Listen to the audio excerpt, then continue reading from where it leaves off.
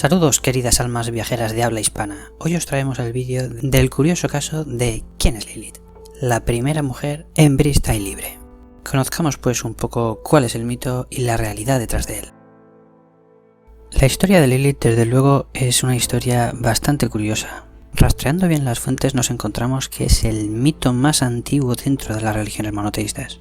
Curiosamente y desconocido por la mayoría, fue la primera mujer de Adán, antes de Eva. Pero la realidad es que las historias cambian, pero bien estudiado siempre podemos encontrar que hay un simbolismo detrás de cada historia, de cada mito y cada leyenda. Para ello hay que explicar en primer lugar el porqué de los mitos y la mitología, pues atiende a una triple funcionalidad. Primero para dar explicación a algo, en segundo lugar para justificar un cambio y sobre todo por tercero y último para crear o fomentar un negocio. En este sentido lo verdaderamente importante es el gran cambio que ha sufrido la figura de Lilith. Sobre todo como esto y en otras muchas cosas, la historia no es como nos la han contado. Las historias evolucionan por intereses y en el caso de Lilith vamos a encontrar una curiosa evolución. Desde su primera aparición, junto a la que podemos considerar la primera religión, la mesopotámica, con unas peculiaridades e intereses dentro de esa religión politeísta de varios dioses, al fuerte cambio que encontramos cuando aparece la primera religión monoteísta, el judaísmo, que aunque técnicamente no es la primera religión monoteísta, sí que es la que recogerá una gran tradición cultural de varios lugares. Posteriormente, otras religiones como el cristianismo, el islam o el catolicismo no harán sino ahondar en la continuidad de esos intereses ya creados. De este modo nos encontramos en primer lugar cómo Lilith es creada por Dios a su imagen como una mujer muy hermosa. Curiosamente, después de que Adán copule con todas las hembras de cada especie. Sin embargo, Lilith no acepta el funcionamiento del Edén. Peculiarmente, se cita de forma curiosa cómo no acepta las posturas sexuales impuestas por Adán, en las que ella siempre tiene que estar debajo. Todo esto termina motivando que abandone a Adán y se vaya del paraíso.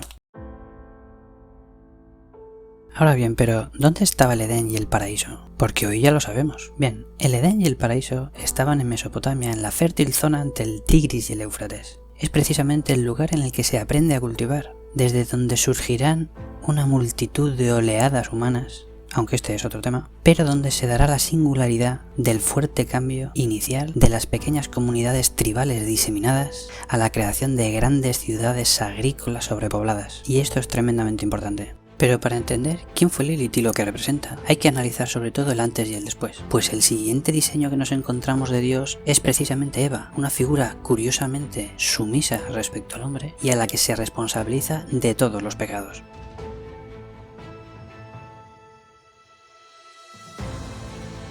Realmente el mito de Lilith lo que simboliza es el inicio de otro tipo de sociedades que de hecho ya aparecen en las fuentes clásicas, unas sociedades gestionadas por mujeres, que es lo que se conocerá dependiendo de los lugares y las culturas como las amazonas, las valquirias, las onabogeishas, mujeres que de hecho también irán a la guerra si es necesario. Aunque lo verdaderamente curioso es cómo se produce la deformación del mito, pues existe una evidencia histórica, una evidencia que se convierte en mito, para poder explicar otra realidad paralela que se está viviendo, pero como todo en esta vida, se deforma en función de los intereses. Para esto hay que entender el gran cambio que os comentábamos, ese paso de la sociedad tribal, de campamentos pequeños, que siempre va a estar liderada por el más inteligente, el que mayor capacidad memorística tuviera, al descubrimiento de la agricultura. Esto puede parecer una tontería o una banalidad, pero no lo es, pues es el momento en el que empiezan a establecerse grandes cantidades de población viviendo juntas, y esto genera una gran problemática, porque una gran cantidad de personas viviendo juntas, lo que hemos pasado a llamar como una gran sociedad civilizada, genera muchísimos problemas de convivencia. En este momento, la sociedad va a pasar a estar liderada ya por el más fuerte, algo que cogerá mayor fuerza con la aparición de la metalurgia y las armas, y que hará que los problemas se solucionen de una forma más belicosa. Esto, por una cuestión biológica de testosterona, terminará dando lugar a unas sociedades eminentemente machistas, de las que curiosamente las mujeres más reivindicativas huirán, porque esa es la realidad. Tendrán que huir a determinadas zonas donde se establecerán, alejadas de estas sociedades eminentemente machistas. Así, del mismo modo que en la actualidad, todo lo que no interesa a una sociedad hay que desprestigiarlo. Y en este sentido lo que habrá que hacer es desprestigiar los orígenes de las sociedades embristas, algo que solo podrá aparecer en el momento que haga acto de presencia la escritura. pues hasta ese momento todo será tradición oral, y la realidad es que hasta que no aparezca la escritura no se alcanzará la inmortalidad, que logró que mitos y leyendas llegaran hasta hoy sin desaparecer plenamente por el camino. De este modo nos encontramos la primera religión de Mesopotamia, politeísta, que se caracterizará por la creación de muchos dioses para explicar el origen de las cosas, y será precisamente aquí cuando aparezca la figura de Lilith, solo que curiosamente como una sensual diosa alada de la noche. Algo que por otro lado le resultará de gran interés a este mundo de grandes ciudades, por los grandes negocios ya estudiados del mundo de la prostitución y la producción y consumo de drogas. Y llegamos así a las grandes religiones monoteístas de un solo dios, en este caso el judaísmo, tras ese peculiar cautiverio babilónico donde recopilarán historias y leyendas para hacer las suyas. Aunque procedan de otros lugares, podemos encontrar como en el Génesis rabínico 1.27 y el Midrash se dice como Lilith es expulsada del Edén, no que se vaya ella, hacia tierras de demonios del Mar Rojo, curiosamente el otro mundo paralelo a Mesopotamia, de Egipto, con unas sociedades distintas, y allí es donde engendrará a los demoníacos Lilith.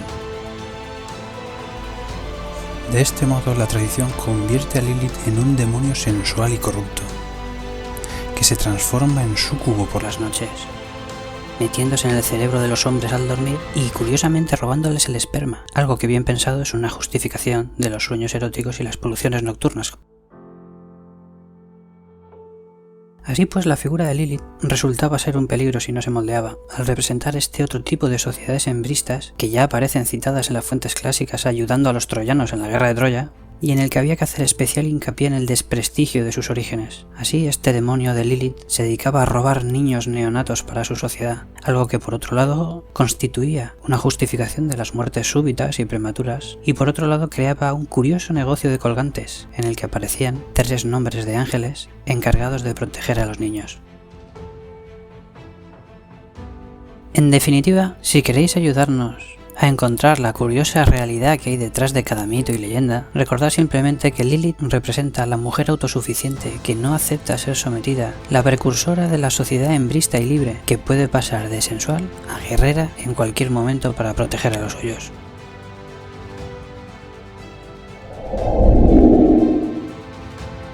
Para todas aquellas almas viajeras y curiosas, no olvidéis darle a suscribirse a nuestro canal para que podamos seguir desgranando de forma sencilla las peculiaridades de nuestro mundo.